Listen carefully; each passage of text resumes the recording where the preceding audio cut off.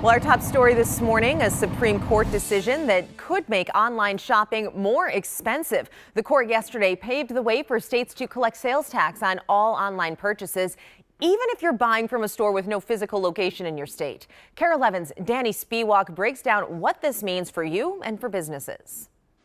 The Supreme Court just ruled on the biggest tax case in a generation.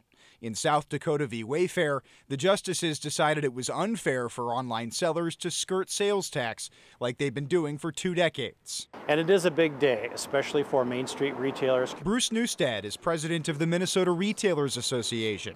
Local businesses argue that third-party online sellers like eBay steal away customers who'd rather not pay sales tax. If there is a 7 or almost 8% difference in price between a product at XYZ store and a product at ABC Online, that does make a difference. We're smart consumers, so this will level the playing field. That extra 7% sales tax will be a hit to your wallet, but one federal report estimates Minnesota could stand to gain up to $206 million in sales tax revenue because of this ruling. You've always been required to pay a tax online, but tax expert Dale Busacker says it's never been enforceable. The vast majority of people are not paying that, and that's what's frustrated the states for years. So the state is now cheering, and even corporate giants like Minnesota-based Target and Best Buy are rejoicing alongside local businesses. For years, they've been complaining that people will come into their store and look at an item, sample it, test it, and then go home and order the similar item on the internet. But maybe not anymore. The State Department of Revenue said it's pleased with the decision, but will need some time to review it. In 30 days, it will issue more specific guidance to retailers and sellers across Minnesota as they navigate the new rules. Chris? In other news headlines this Friday, for the second night in a row, hundreds of people in Pennsylvania have taken to the streets to protest the fatal police shooting of a 17-year-old boy. Protesters started outside the East Pittsburgh Police Headquarters and marched through the streets, eventually shutting down a major interstate. Antoine Rose Jr. was shot Tuesday after fleeing from a traffic stop.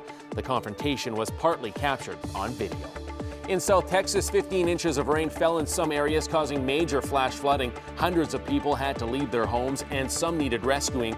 6 counties have been declared disaster areas by the governor. 3 Illinois men now face a federal indictment for the bombing of a Bloomington Islamic Center. 47-year-old Michael Harry, 29-year-old Michael McWhorter, and 23-year-old Joe Morris face charges of intentional civil rights and hate crime violations. Authorities say the men drove from Illinois to Bloomington last August to maliciously damage the Dar al-Farouk Mosque to intimidate Muslims. No one was injured in the attack. Edina police are warning drivers to put down the phone after one of their officers was allegedly hit by a distracted driver. Authorities say an officer's squad was struck early Wednesday morning while on the shoulder of Highway 169. The officer and the driver of the other vehicle suffered minor injuries. The driver was given a ticket for distracted driving. Chris, thank you. In today's Digital Dive, the First Lady's wardrobe choices turning a lot of heads this morning. Specifically, this jacket that she wore, you see here. Kind of hard to read the words on it. We'll show you them closely in a bit. But she wore this on her way to visit a shelter for migrant children down in southern Texas. Now, she wore it as she boarded a plane, and it reads, "I really don't care, do you?"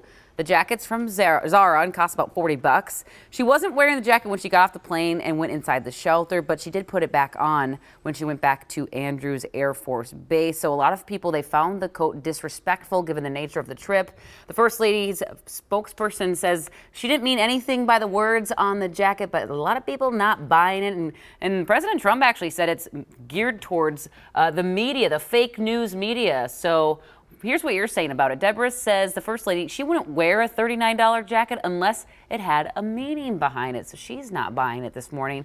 Guy says, I believe that message was aimed at the mainstream media and their coverage of the president. So he's agreeing with President Trump there. And Karen says she has an entourage. Someone might want to fire the insensitive idiot that picked that coat.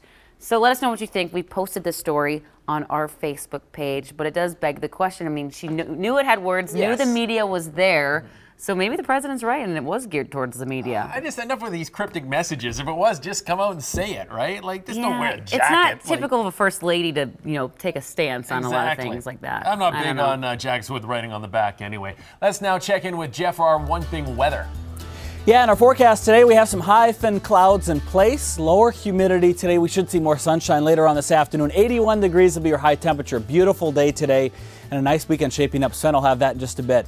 Traffic-wise, it's pretty slow right now out on the roads coming out of St. Paul on 35E. We have about a half a mile backup here because of some construction. It is getting a little bit better. It was backed up all the way to 94 earlier. Now it's gotten a little bit better, but still slow going on 35E. Jeff, thank you. In other news this morning, earlier this week, we asked you about your favorite Minnesota day trip destinations. Duluth was a big winner. You guys love it.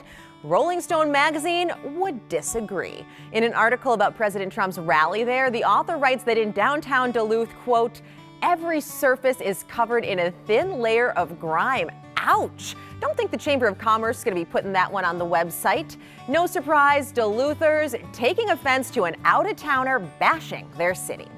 And it's about time. Sunday is the day women in Saudi Arabia will finally be allowed to drive. Right now, driving instructors working overtime as the women are learning on simulators. Now, this is part of sweeping reforms made by Saudi Arabia's young crown prince. Here's the problem, though. Women still can't get married, travel, or even have surgery without permission from a male guardian. Maybe this is a start. But we all know Philadelphia fans are kinda the worst. Well, that goes for their mascots, too. Phillie Phanatic, the most sued mascot in sports, true story there, brought out a massive hot dog launcher to Monday night's Phillies game and started pelting the crowd. This woman, and you can't see her there. Well, a woman out there took one to the face. Now, trust me, we do have pictures, but she says other than a nasty black eye and some bruises, she's gonna be okay. At least it wasn't full beer cans like Vikings fans experienced this winter. Of course, we all remember the treatment at the NFC Championship. You know, these fans are people they have to grease poles for, so you know. That's right. I mean, but this was a fanatic. That guy's a lunatic, man. He's shooting off hot dogs in the stands. You gotta watch out. She's kind of got a funny story, though, to tell. Like, I got bruised. Where's that bruise from? A hot dog? A launcher? Did you see that, Shiner? Wow. That was a bad one. Yeah. Beware, if you're at the Fanatics Phillies game, hot dog to the face, not what you want. Hey, let's take a break here on Sunrise. When we come back, we're talking basketball. The Timberwolves make a couple of draft picks last night in the NBA draft. We'll fill you in about that. Plus,